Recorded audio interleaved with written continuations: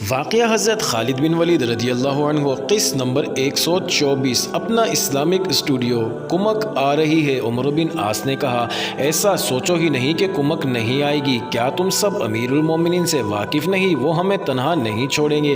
میرا ارادہ اور فیصلہ یہ ہے کہ ہم آگے بڑھ کر دنین کو محاصرے میں لے لیں گے اور اپنی پوری طاقت صرف کر کے یہ قلعہ سر کر لیں گے۔ اگر ہم اللہ کی مدد سے کامیاب ہو گئے تو اس گھاٹ پر کھڑے تمام جہاز اور کشتیاں ہماری ہوں گی، پھر ہمیں دریائے نیل پار کرنے کی کوئی دشواری نہیں ہوگی۔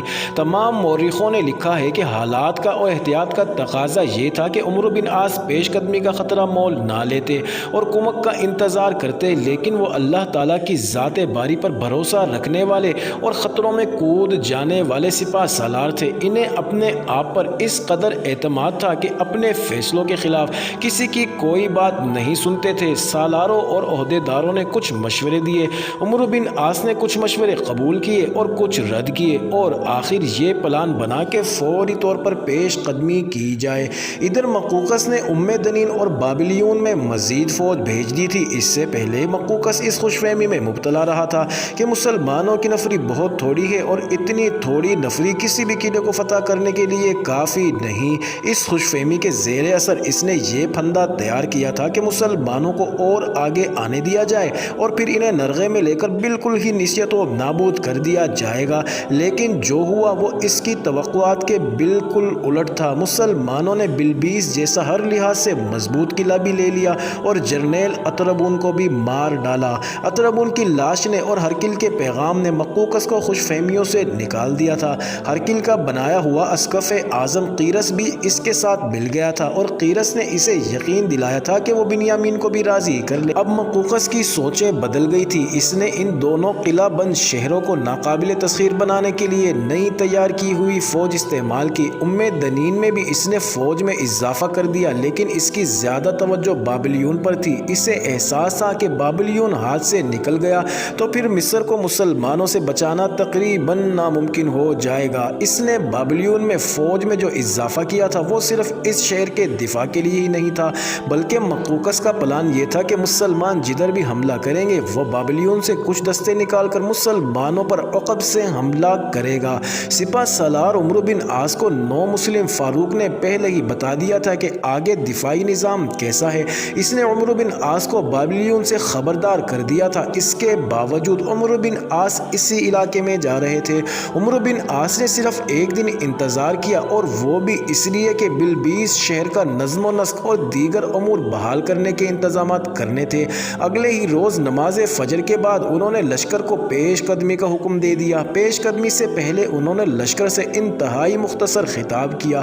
اس خطاب کے الفاظ کچھ مختلف ہوں گے۔ اس کا لب لباب یہ تھا کہ اللہ کا حکم ہے کہ تمہارے دین کا دشمن جب بھاگ اٹھے تو اس کے تعاقب میں جاؤ اور اس کا ٹھکانہ بھی تباہ کر دو۔ مجھے احساس ہے کہ ہماری نفری بہت تھوڑی ہے، لیکن میں تمہیں یقین دلاتا ہوں کہ کمک آ رہی ہے۔ مدینہ سے کمک شاید کچھ دیر سے پہنچے، لیکن اللہ تعالیٰ نے فرشتوں کی کمک تمہارے ساتھ کر دی ہے۔ میں تمہیں جس خطرے میں لے جا رہا ہوں وہاں تم میرے حکم سے نہیں بلکہ اللہ اور اس کے رسول صلی اللہ علیہ وسلم کے حکم سے لڑو گے۔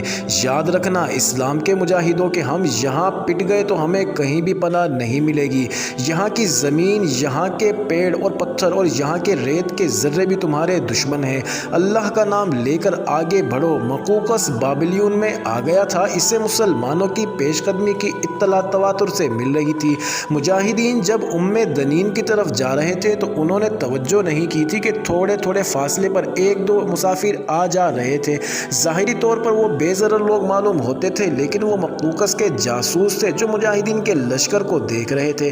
اس کا رخ کس طرف ہے اور اس کی نفری کتنی کچھ ہے۔ مجاہدین کی نفری تو اور ہی زیادہ کم ہو گئی تھی۔ بلبیس کی لڑائی میں مجاہدین شہید بھی ہوئے اور شدید زخمی بھی ہوئے تھے۔ معمولی طور پر زخمی ہونے والے لشکر کے ساتھ جا رہے تھے۔ ان میں سے کچھ ایسے بھی تھے جنہیں کہا گیا تھا کہ وہ ابھی لشکر کے ساتھ نہ جائیں اور اس وقت آگے آئیں گے جب ان کے زخم ٹھیک ہو جائیں گے، لیکن انہوں نے لشکر کا ساتھ چھوڑنا گوارا نہ کیا اور یہ تاثر دیا کہ وہ لڑنے کے قابل ہیں اور پیچھے نہیں ہٹیں گے۔ نفری میں مزید کمی اس لیے بھی ہوئی تھی کہ مجاہدین کی کچھ تعداد بلبیس میں رکھنی تھی۔ شہریوں میں نظم و نسق بحال کرنے کے علاوہ کئی اور سرکاری امور تھے جن کی دیکھ بھال ضروری تھی۔ وہاں ساتھ 3000 قیدی بھی، ان پر بھی کچھ نفری مقرر کر دی گئی تھی۔ یہ واضح نہیں کہ مجاہدین کا لشکر کتنے دنوں بعد دنین پہنچا۔ یہ شہر کوئی زیادہ دور بھی نہیں تھا کہ کئی دن لگ جاتے۔ بہرحال لشکر پہنچا اور شہر کا محاصرہ کر لیا۔ مسلمانوں کے 2-4 جاسوس پہلے ہی اس شہر میں موجود تھے۔ لشکر ابھی شہر کے قریب نہیں پہنچا تھا کہ یہ جاسوس شہر سے نکل آئے، کیونکہ محاصرے کی صورت میں دروازے بند ہو جانے کی وجہ سے وہ باہر نہیں آ سکتے تھے۔ انہیں سپہ سالار کو ضروری اطلاعات کی معلومات دینی تھی۔ عمرو بن عاص کو بتایا کہ شہر میں رسد اور پانی کی کمی ہے اور یہ دونوں چیزیں باہر سے اندر جاتی ہیں۔ عمرو بن عاص کے لیے یہ اطلاع بڑی ہی اہم تھی۔ انہوں نے رسد کے راستے بند کر دیے اور پانی بھی روک لیا۔ عمرو بن عاص کو پہلے ہی معلوم ہو چکا تھا کہ جب وہ دنین کو محاصرے میں لے لیں گے تو بابلیون سے فوج نکل کر محاصرے پہ حملہ کرے گی۔ عمرو بن عاص کے ساتھ لشکر پہلے ہی کم تھا، جو محاصرے کے لیے بھی کافی نہیں تھا، لیکن اسی کم لشکر میں سے انہیں ایسا انتظام بھی کرنا تھا کہ عقب سے حملہ آئے تو اس کا مقابلہ کیا جا سکے۔ اس طرح انہیں محاصرہ کر کے دونوں طرف نظر رکھنی پڑی۔ تقریباً تمام مستند مورخوں نے لکھا ہے کہ ہر وقت توقع تھی کہ مقوقس بابلیون سے کچھ دستے نکال کر مسلمانوں پر حملہ کرے گا، لیکن وجہ معلوم نہیں ہو سکی کہ اس نے یہ کارروائی کیوں نہ کی۔ بابلیون دنین کے جنوب میں چند میل دور تھا۔ تاریخ میں صحیح فاصلہ نہیں لکھا، غالباً 10 اور 15 میل کے درمیان تھا۔